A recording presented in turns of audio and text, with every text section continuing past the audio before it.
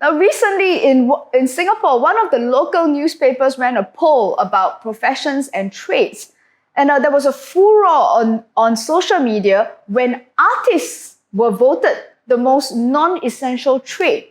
Now, here's the thing, it created a large discussion about whether or not which trade was essential and which trade was not.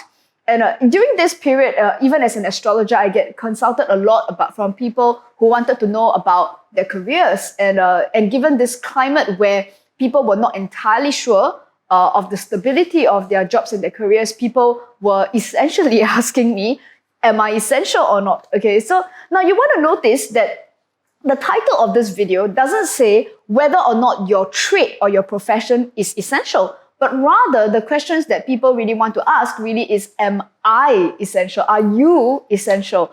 Now, this really comes down to, as we start to look at professions, I think we need to go a little bit beyond just whether or not, say, nurses are essential or artists are not essential. And you start to see that actually for a lot of the examples that have been put up, people who talked about graphic designers who work for the local newspapers, or you could be a host for a local TV show, for example.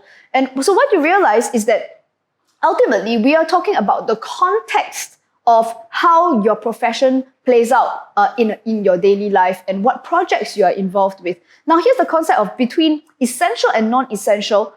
The divide comes in terms of how useful is the actual work that you are providing on a day-on-day basis. Now, this is one of the reasons why whenever we do a career profiling, a lot of people misunderstand this and they think that it's like, oh, you just tell me, should I be in the medical profession? Should I be in the technical profession? Now, it's not going to be as simple as that, because I think a lot of people have forgotten a very important portion of a career profile, which is the natural audience. Because what happens here is that now you could be an artist, and if you decide to sort of sing and dance in the middle of Orchard Road, that might make you extremely non-essential. But what happens is if the work that you're doing, it pertains directly to a specific audience. Let's just say if you were translating a piece of information in English into, say, Hokkien or Cantonese for the older generation who do not speak English, you'll realize that this role for an actor or for a presenter could be very, very essential indeed.